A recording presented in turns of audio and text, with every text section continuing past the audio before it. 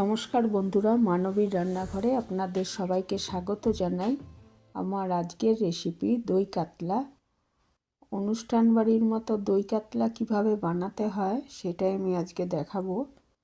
এর জন্য আমার লাগবে কাতলা মাছ, টক দই, কাজু কিশমিশ, পেঁয়াজ, রসুন, আদা, জিরে গুঁড়ো, এইগুলো। তো প্রথমে আমি 7 টুকরো কাতলা মাছ ভালো করে ধুয়ে নুন হলুদ মাখিয়ে রেখেছি। আর দেখুন, আর নিয়েছি টক দই, একটু জিরে গুঁড়ো ভিজিয়ে রেখেছি, জিরে আদার পেস্ট এটার মধ্যে রয়েছে একটা বাটিতে, আর জয়িত্রী, দারচিনি আর এলাচ। আর এদিকে একটা বাটিতে আমি কাজু কিশমিশ ভিজিয়ে রেখেছি।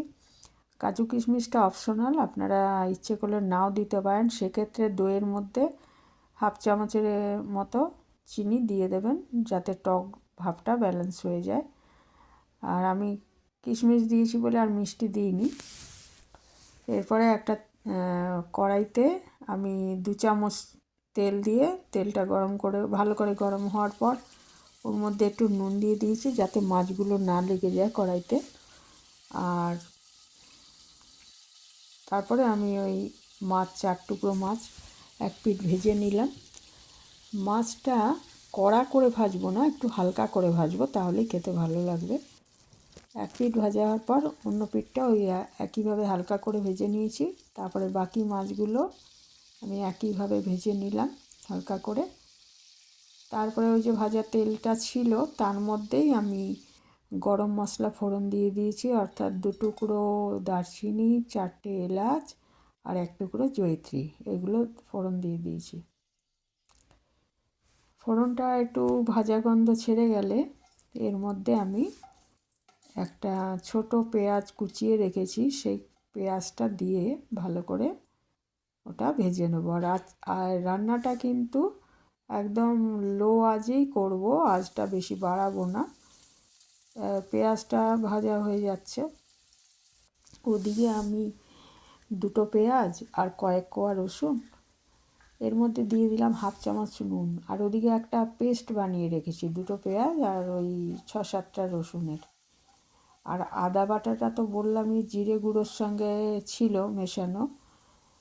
তো পেঁয়াজটা একটু ভাজা হয়ে গেলে এর মধ্যে আমি ওই রসুন আর পেঁয়াজের যে পেস্ট বানিয়ে রেখেছি সেটা দিয়ে দেবো। দিয়ে একটু মোটামুটি যখন হাফ ভাজা হয়ে আসবে তখন ওর মধ্যে আমি দিয়ে দেব ওই জিরে আর আদা বাটা যেটা রয়েছে সেটা এর মধ্যে মিশিয়ে দেব,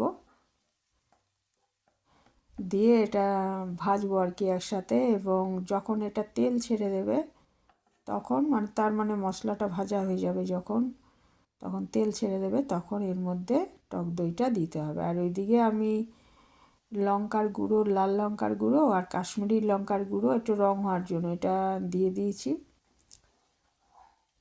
দিয়ে এটা স্বাদ মতো দেবেন, যে যেরকম ঝাল খান। দিয়ে আমি এর মধ্যে জিরে গুঁড়ো, জিরে আদা বাটাটা দিয়ে এটা মশলাটা ভেজে তেল ছাড়া অবধি ভাজবো।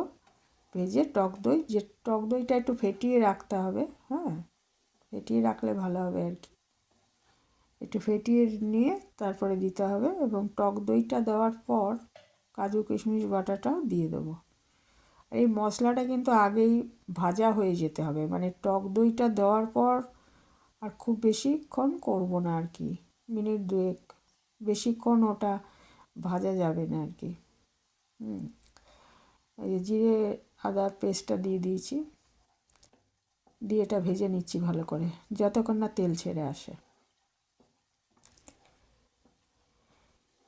আর এই সময় যারা মিষ্টি দেবেন তারা হাফ চামচ চিনি এই সময়টাও দিয়ে দিতে পারেন, বা টক দইয়ের সাথে মিশিয়েও দিতে পারেন, যেটা ইচ্ছে।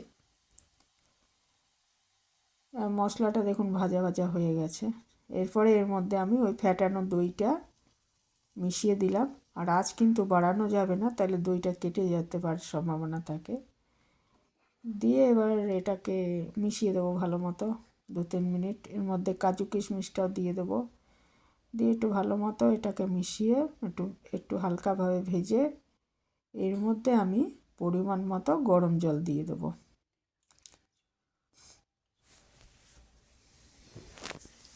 গরম জল দিলে কি হবে, রান্না যে একটা টেম্পারেচারে হচ্ছিল সেইটা ঠিক থাকে, রান্নাটা ভালো হয়।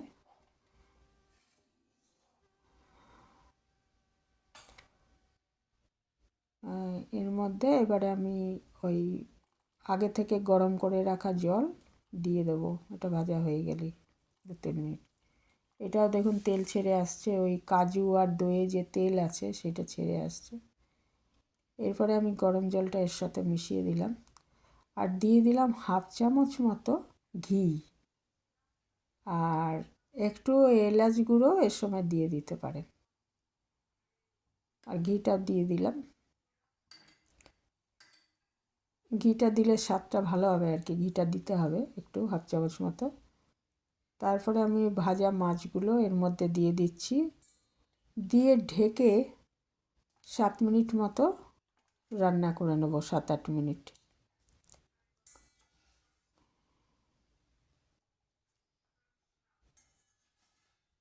এক এক করে সব মাছগুলো দিয়ে তারপরে ঢাকা দিয়ে 7-8 মিনিট রান্না করে নেব।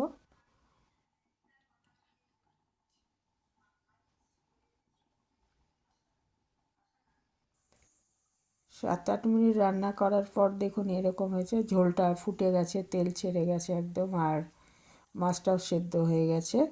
এইবারে আঁচটা বন্ধ করে এটা আমি ঢাকা দিয়ে আরও 2-3 মিনিট রেখে দেবো, তাহলে এটা পরিবেশনের জন্য তৈরি হয়ে যাবে। হ্যাঁ, তৈরি হয়ে গেল সুস্বাদু দই কাতলা।